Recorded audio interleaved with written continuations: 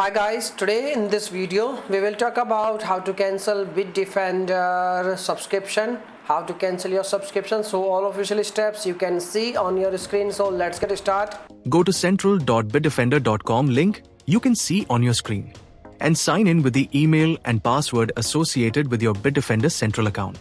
Click My Subscriptions in the left menu, then open the Subscriptions tab at the top, direct link.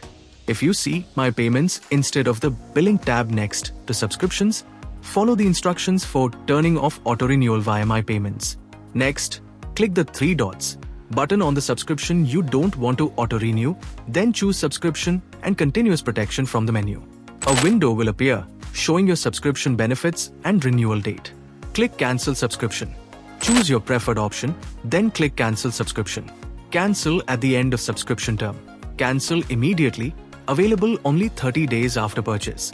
If selected, you'll receive a refund, auto-renewal will be disabled, and your Bitdefender subscription will expire. Select a reason for stopping auto-renewal, then click Cancel Subscription.